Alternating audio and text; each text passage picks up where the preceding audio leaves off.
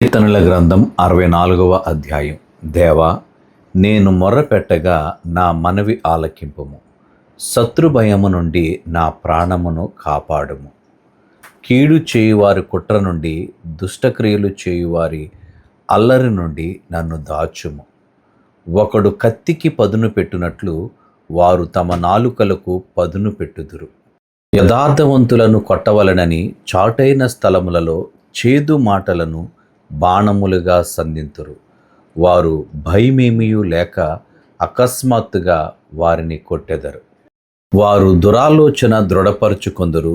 చాటుగా ఉరులనొడ్డుటకు యోచించుకొనుచు మనలను ఎవరు చూచెదరని చెప్పుకొందురు. వారు దుష్టక్రియలను తెలుసుకొనుటకు ప్రయత్నింతురు. వెదకి ఉపాయము సిద్ధపరచుకొందురు. ప్రతివాని హృదయాంతరంగము అగాధము.